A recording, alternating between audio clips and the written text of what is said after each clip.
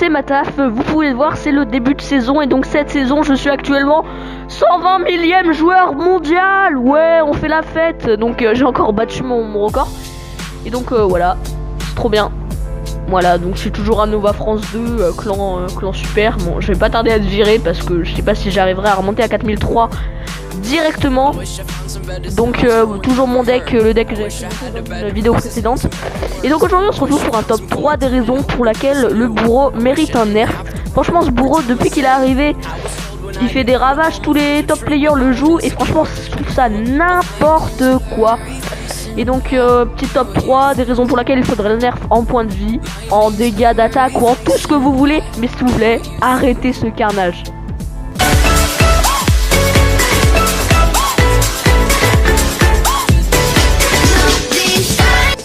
Et à la troisième place de ce classement, on retrouve évidemment ses points de vie. Le bourreau a trop de points de vie. Regardez, ce mec de mon clan, Tomo, a fait un pack opening de bourreau. Et ce bourreau a 1109 points de vie au niveau 5, ce qui est énorme. Et moi, normalement, je devrais le one-shot comme je one-shotterais un sorcier qui a le même coup et un peu la même fonction. Regardez le sorcier comme il a... Le bourreau a 2 fois plus de points de vie que le sorcier. C'est totalement n'importe quoi. Il résiste à une BDF zap. Et ça franchement je trouve que c'est vraiment très chiant.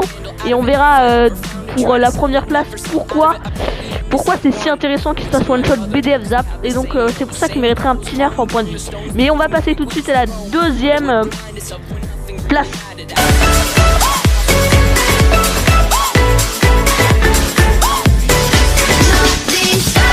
Et à la deuxième place de ce classement, nous avons le bourreau qui a beaucoup trop de points d'attaque. Regardez, 154 x 2 dégâts de zone, ça veut dire environ 300 DPS toutes les 2,4 secondes, soit environ 150 DPS toutes les secondes, 2.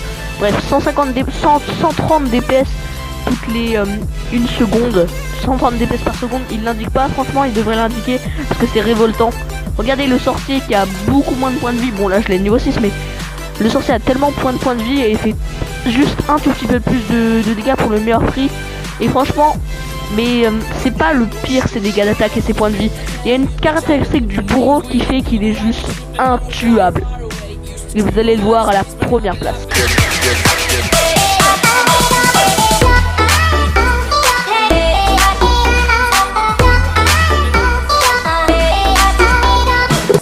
Et à la première place de ce classement, on retrouve la caractéristique pour laquelle le bourreau est overcheat. Je dis bien overcheat. C'est qu'il est indéfendable. Franchement, il y a presque aucune troupe qui peut le défoncer. Et vous allez voir en regardant ce petit replay. Je me suis fait défoncer ce matin par un mec à 4500. Il jouait bourreau level 3 parce que beaucoup de personnes ont acheté l'offre. Et franchement ça m'a vraiment fait dévot. Regardez le bourreau, il tue une méga gargouille. Bah ça, on pourrait croire que c'est normal. Mais en fait, il arrive à frapper mes squelettes et tous les trucs pour défendre en même temps. En fait le truc c'est que tu peux pas. Il frappe en même temps les défenses que tu mets devant pour défendre ce qui est devant lui. Et il se protège en même temps lui-même. Par exemple quand sa hache revient, ça défonce l'armée de squelettes qui par exemple est sur lui. En fait il se clean en même temps devant lui et sur lui. Ça veut dire que, imaginons, il joue bourreau géant. Moi en main j'ai une armée de squelettes et 3 gargouilles. Je joue et une méga gargouille. Je joue ma méga gargouille sur les gens. Il focus. La méga gargouille focus les gens et donc le bourreau focus le géant. Ça me laisse un tout petit peu de temps pour kill le bourreau avec mon armée de squelettes. Mais malheureusement, comme le bourreau se clean lui-même, dès que la hache, après avoir frappé ma méga, va revenir, bah malheureusement ça va me défoncer littéralement mon armée de squelette, plus ma méga gargouille, et ça fait des pushs incroyables, surtout à combiner avec ses dégâts d'attaque et ses points de vie. Donc bref, c'est totalement overcheaté, et franchement je compte sur Supercell pour le nerfer. On va faire un léger rapide des trucs qui peuvent counter le bourreau. Donc déjà, ça coûte pas, les squelettes ça se fait défoncer, ça se fait défoncer, ça se fait défoncer, ça se fait défoncer, ça se fait défoncer. Peut-être, j'ai pas encore essayé, ça se fait défoncer, ça se fait défoncer. Les barbares d'élite, peut-être qu'ils sont défoncés.